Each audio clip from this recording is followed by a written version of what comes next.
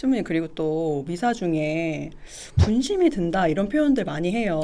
네, 분심. 근데 저도 사실 미사 중에 온전히 집중하기 너무 힘들거든요. 그래서 저희 저번에 이제 중학교 친구들이 나와서 같이 얘기해 본 적이 있는데 이 친구들 집중하기 힘든 건 너무 당연한 거예요. 왜냐면 저도 막 서 있다가 막 몸이 막 왔다 갔다 하고 점심은 뭘 먹나 뭐 이따가 누굴 만나는데 뭘 입고 가나 계속 이런 생각이 드는데 아니야 다시 잡아와야지 하면서도 이렇게 온전히 집중하는 게 과연 가능할까 이렇게 분심이 드는 게 나쁜 건지 또 미사를 어떻게 이렇게 봉헌을 해야 내가 좀 잘 봉헌을 하는 건지 이거 어떻게 답해 주실 수 있으세요? 미사를 온전히 집중해서 해보신 적이 있으세요? 무슨 그 불가능한 일이라는 거죠. 신부들도 마찬가지거든요.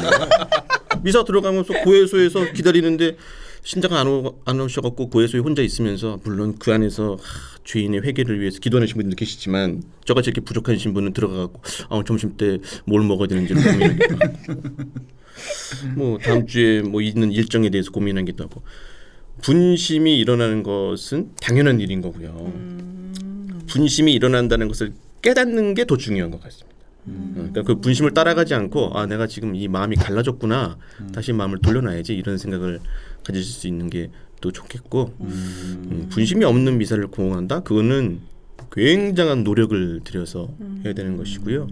위대한 성인들 중에 미사를 온전히 분심 없이 봉헌하기 위해서 애쓰면서 하는 미사는 우리가 지금 드리는 것처럼 이렇게 아주 빠른 속도로 자연스럽게 드리지 못하고 엄청나게 오랜 시간이 걸릴 정도로 아주 치열한 영적인 그런 깨어있음 안에서 이루어져야 되기 때문에 사실상 저희같이 부족한 저희같이라면 안 되죠. 저같이 부족한 분심이 없이 미사한다? 그건 이제 불가능할 것 같습니다. 그게 당연한 거라는 것부터 인식을 해야겠네요. 네, 뭐 제가 보기에는 그렇죠. 더우면 더운 대로 그게 또 분심이 될 수 있고 추우면 추운 대로 분심이 될 수 있고 그러니까 분심이라는 것이 빨리 사라져서 다시 본연의 마음 자리로 돌아올 수 있게 하는 것 그 분심이라는 걸 알게 해주는 것도 은총이겠죠. 그냥 계속 딴 생각하고 있는 게 그렇죠. 아니라 따라가는 거죠. 따라가서 남자친구를 만나서 뭘 먹을까 시작하다가 내년도 계획까지 잡고 있으면 안 되고 빨리 정리를 해서 다시 이 자리로 돌아올 수 있게 해야 된다. 마음이 좀 편안해지네요. 네. 신부님은 뭐 분심 없이 미사를 이렇게 잘 집전을 하시나 보죠? 저는 말씀을 봉독할 때도 분심 들면서 봉독한 적 많아요. 틀리지 않으세요? 막 쉽게 되고 그러지 않으세요? 그래도 이게 10년 차 넘으니까 이제 말은 이제 틀리지 않더라고요. 내공이 온전히 집중하면서 하려고 하죠. 그래도 다른 생각이 또 나는 게 너무 당연한 거구나. 여러 가지 뭐 이제 신자분들은 제대를 향해 있으니까 제대 안에서 이루어지는 그 모습을 보고 분심이 드실 수 있는 경우가 많다 그러면 신부들은 또 신자분들을 보고 미사를 드리고 있기 때문에 분심의 요소가 훨씬 많다고 생각합니다. 그러실 것 같아요. 그래서 미사를 봉헌할 때 그 지향이 되게 중요한 것 같아요. 그래서 그 분심을 최소화하기 위해서는 그래도 미사 전에 내가 뭘 지향으로 하는가? 그래서 그게 중요한 것 같아요. 분심의 끝은 또 어린이 미사거든요. 초등학교 친구들을 모시고 미사를 한다는 건 굉장히 힘든 일입니다. 유치부부터 6학년까지인데요. 자매님 만약에 강론을 하실 거면 초등부 주일학교 때 미사 때 그 강론을 하신다면 유치부하고 6학년 사이에 몇 학년을 기준으로 하고 싶으세요? 1, 2학년? 그러면 이제 5학년, 6학년 친구들이 무서운 인내심으로 그 시간을 버텨내야 되거든요. 당연히 분심이 요지가 있을 수밖에 없고 그 괴로워하는 모습을 또 신부가 보면서 또 강론을 하니까 그렇죠. 맞아요. 그런 어려움이 있는 거 당연히 분심은 당연히 있는데 그럼에도 불구하고 끝까지 그 미사 안에서 마음을 갖기 위해서 노력한다는 거. 그래서 그 분심에 대한 것을 교회적인 요소 우리가 드리는 행위를 통해서 좀 없애기 위해서 성당은 앉았다 일어났다를 많이 시키죠. 그게 그런 의미가 있는 거예요? 학교에서도 그러셨을 텐데 예전에 그 수업 듣다가 딴 생각하고 있으면 선생님 뭐라 그래요? 일어서라 그래요. 저희도 딱 앉아가지고 쉴만하면 딱 그때 모두 일어서십시오 하거든요. 맞아요? 왔다 갔다. 물론 이 쓴다는 게 꼭 가톨릭 교회에 있는 행위는 아니죠. 모든 종교의 행위에 들어가는 것이죠. 또 손을 모은다는 것도 마찬가지일 수 있고 뭐 무릎을 꿇는다든가 뭐 앉는다는 게 있는데 그만큼 그 전례적인 요소가 다이나믹하다는 거죠. 미사 안에서 일어났다 앉았다 무릎을 꿇었다 다시 손을 모았다 이런 게 그렇게 다양한 전례 형태가 들어있을 만큼 다이내믹한데 그 중에서 분심을 느낀다는 건 굉장한 능력인 거고 당연한 거니까 걱정하지 않으셔도 된다고 말씀드리고 싶습니다. 근데 이 일었다 서었다 하는 거를 앉았다가 일어났다가 이렇게 하는 거를 예비 신자분들이시거나 아니면 신자가 아니신 분들이 뭐 혼인 미사 때문에 이렇게 오셔서 보시면 되게 힘들어 하시더라고요. 그래서 왜 자꾸 일어났다 앉았다를 반복하는 거냐, 아니 앉아만 있으면 안 되냐. 분심 더 들게 하려고. 오히려 이게 분심이 든다. 앉았다 일어났다 하는 게. 근데, 그렇게. 근데 이건 차원이 아니라 전례 안에서의 어떤 좀 역동성이라는 차원에서 뭐 섰다, 이제 뭐 앉았다를 아주 하는 오래 전에 있었던 거니까 예를 들어서 전래 행동의 모습들이 있죠. 사제가 뭐 팔을 벌린다던가 손을 위로 올린다던가 뭐 손을 모은다던가 절을 한다던가 다 이유가 있는데 뭐 일어선다는 거는 교회가 만드는 행동이 아니라 세상에서 이미 있었던 행동의 모습을 교회의 전례 안에 갖고 들어오는 것이죠. 집에서 앉아 있다가 밖에 손님이 오면 어떻게 해요? 일어서죠. 예. 앉아 있다가 일어난다는 건 그만큼 누군가를 맞이하기 위한 준비, 또 기쁨의 표현이 되는 것일 수 있죠. 축구장에서 90분 동안 응원하는 열정적인 팬도 있겠지만 대부분 앉아 계시다가 언제 일어나요? 골 들어가면 골 들어가면 일어나죠. 중요한 순간, 함께 기뻐할 수 있는 그 순간에 일어나는 것이죠. 가톨릭 교회도 처음부터 서 있으라고 하진 않죠. 입당성가, 이 행렬이 시작돼서 기쁨으로 맞이할 수 있는 준비가 됐을 때 비로소 일어나는 것이고 예. 또 말씀을 듣는 것, 내가 기쁨을 맞이하는 것이 아니라 이제 내가 앉아서 저기로부터 전해오는 것을 듣는 것. 저 잘 듣기 위한 방법은 앉아서 그래서 듣는 시간을 가질 때는 앉아 있는 것. 근데 거기 잘 듣기 위해서 앉아 있게 하는 것이죠. 그러니까 교회의 전례 안에 있는 행위나 모습들은 그 전례가 더 풍성해질 수 있도록 하기 위한 장치. 근데 그 전례의 본래 뜻을 모르니까 왜 이렇게 앉았다 일어났다 하지? 그 앉았다 일어났다는 행동만 보고 있으면 그런 말씀을 충분히 할 수 있는. 그렇죠. 이러면서 다 일어나고. 그런 그러니까 신부도 앉았다 일어날 때 힘들겠죠?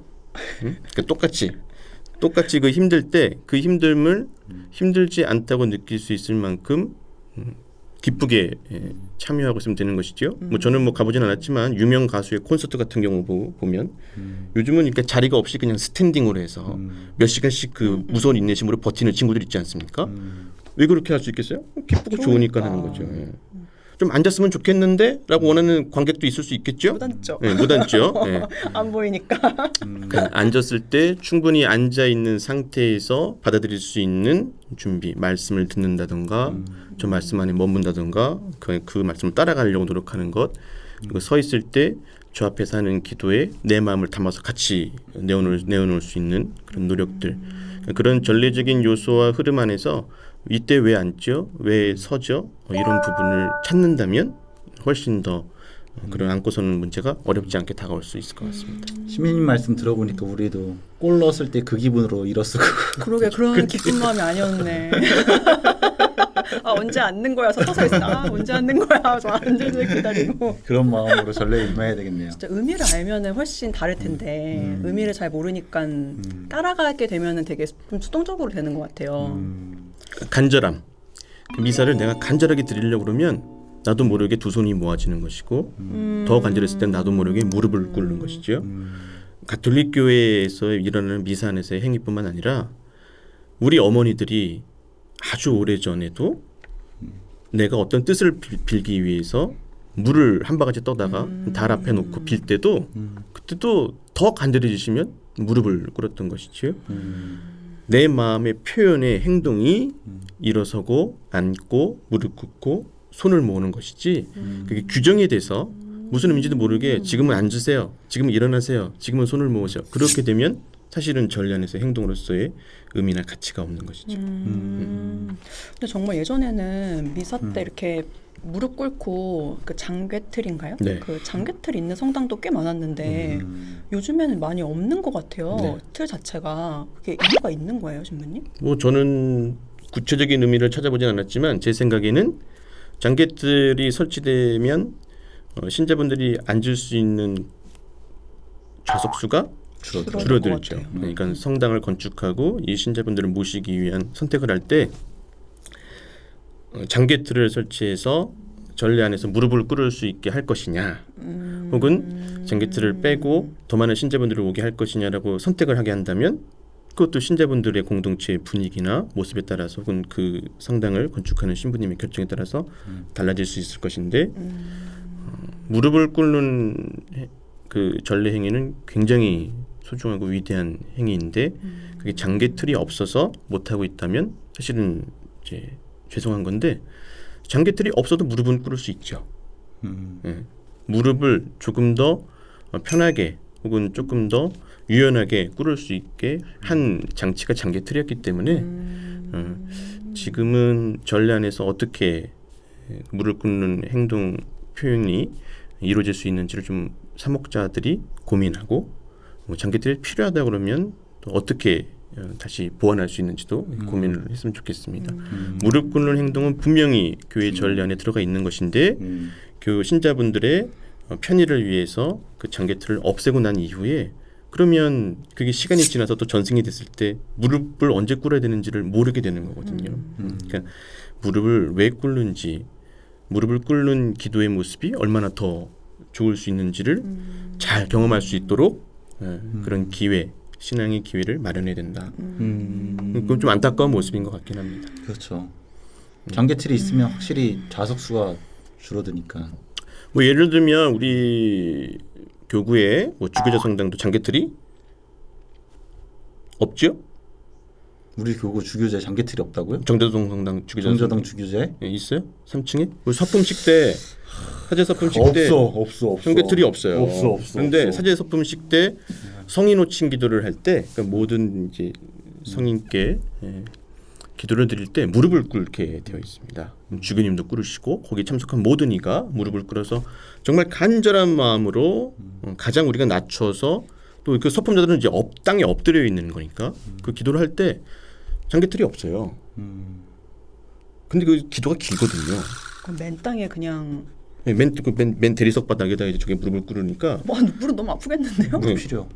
그래가지고 이제 뭐 손수건을 이렇게 챙겨서 이렇게 무릎 받친다든가 뭐 여러 가지 좀 필요하겠는데. 나름대로 뭐 왼쪽 무릎을 좀 힘을 줬다가 다시 오른쪽으로 좀 갈아탄다든가 한다든가 어쨌건 뭐 뒤로 잠깐 앉아 진짜 있다가 아파요. 그러니까요. 진짜 아파요. 저희 또 돌이잖아요, 그죠? 맞아요. 돌이에요. 그러니까 그러네 진짜. 그런데 장계틀이 없다고 무릎을 못 꿇는 거 그건 아니다. 그러나 엄청나게 고통스럽다.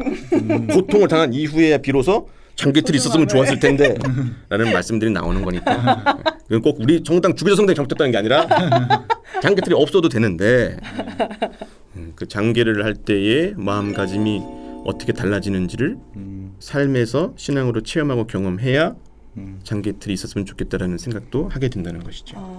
그런 부분에 있어서는 사목자들이 신앙생활하는 신자분들을 위해서 무릎 꿇는 모습을 잘 알려드리고 함께 그런 기회도 갖는 게 필요할 것 같습니다.